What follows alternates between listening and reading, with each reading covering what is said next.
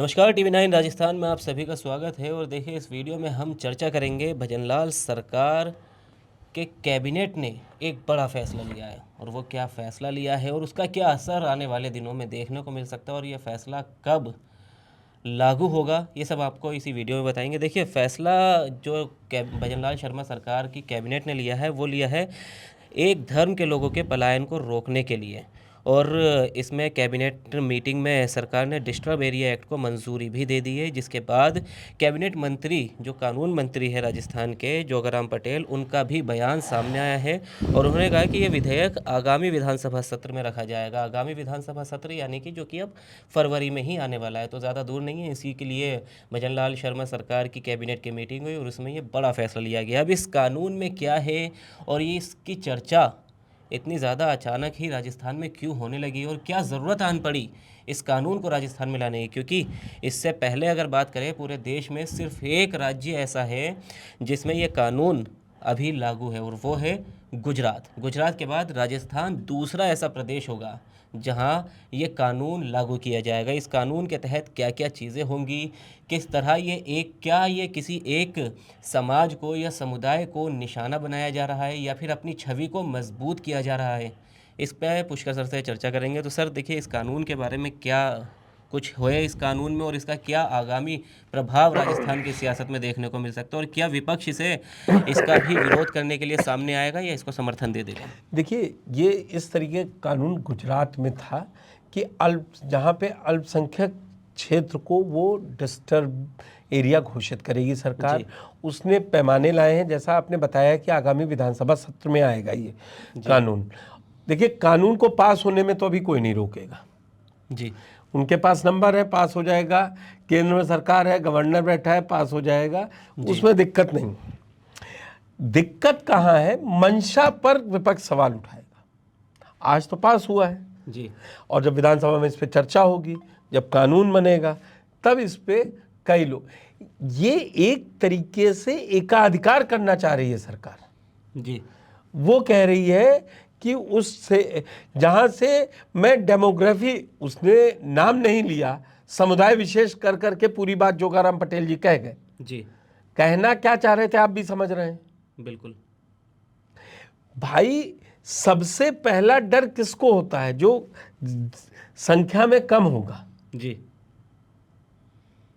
या ये उस एरिया की बात कर रहे हैं कि जहाँ पे एक समुदाय विशेष के लोग ज़्यादा रहते हैं और दूसरे समुदाय विशेष के कम रहते हैं, उनको पलायन से रोकने के लिए? वो तो सरकार तो दलील यही देगी ना। बिल्कुल। लेकिन उस पर आपने राइडर क्या लगा दिया है कि वहाँ आप 3 साल जमीन नहीं बेच सकते हैं। बेचने खरीदने का काम किया तो आपको 3 साल की सज़ा होगी और वो एरिया 5 साल की होगी। आपने उस दौरान जब वो डिस्टर्ब एरिया घोषित होगा तो वो जो उन कानूनों को नहीं मानेगा उस पर नॉन अवेलेबल रेफरेंस चलेगा। फिर तो ये एक तरीके से पुलिसिया राज आ जाएगा ना वहाँ। जी, तो इसका विरोध अब सरकार ने कैबिनेट में मंजूरी ले ली है, सरकार अपनी है तो आप कोई भी। अब इसकी असली परीक्षा सदन के अंदर होगी कि विपक्ष के नेता इसको कितनी मजबूती से बनाते हैं वो, और वो क्या वायदा करते हैं कि अगर ये अगली बार आएंगे राजस्थान को देखते हुए, क्या वो बदल पाएंगे इस कानून को, कि सिर्फ विरोध के लिए विरोध करेंगे। ये हो सकता है कि वाकई में जहाँ पर कुछ अल्पसंख्यक रहते हैं लोग वहाँ पे, और बहुसंख्यक अगर उनको परेशान कर रहा है, कई यूपी के पश्चिम उत्तर प्रदेश में देखा गया है, राजस्थान से लगे ज़िले हैं, हरियाणा के लगे ज़िले हैं, जहाँ पे फिर आपने खबरें देखी होंगी कि आता है कि हम पलायन करने को मजबूर हैं, मकान बिका हुआ है, कम पैसे में। स्टोरी आती रही है। सरकारें काम करती हैं, लेकिन फिर ये नहीं लगना चाहिए सरकार के काम में कि वो एक व्यक्ति विशेष या व्यक्ति समुदाय के लिए ऐसा करने जा रही है। जी, सरकार का काम साफ है कि वो हर पीड़ित को साथ दे, हर जिसको ज़रूरतमंद है उसके साथ खड़ी नजर आए। अगर इस कानून से पीड़ितों को मदद मिल रही है, ज़रूरतमंद को सुरक्षा मिल रही है, तो ज़रूर आना चाहिए। जी, लेकिन कंसर्न अगर है कि इससे पुलिसिया राज आएगा तो वो भी गलत है। कानून लाइए, कानून लाने आपको एग्जाम्पल देने पड़ेंगे ऐसा कब कब हुआ है राजस्थान में। कहीं दूसरे राज्य में है इसलिए हम इस राज्य में ले आए, ऐसा नहीं होता ना।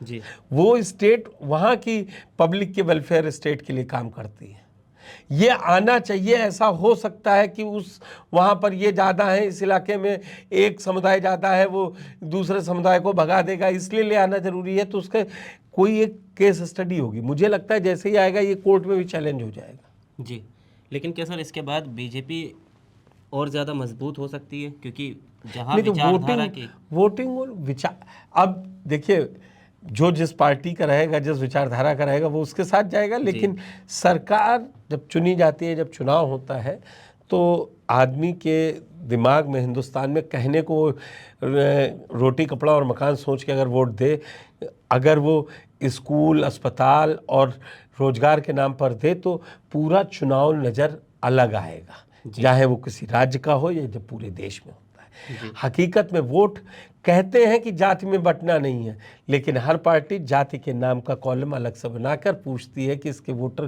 कितने हैं, ये कहाँ है, तब उसको हम टिकट देंगे। तो आपकी इस बात को मैं जुटला दूं कि ये मजबूत होगी विचारधारा है, कमज़ोर होगी। आप इसी से समझ लीजिए कि जिसको जहां वोट मिलता है वो उसके लिए क्या करके दिखाना चाहता है।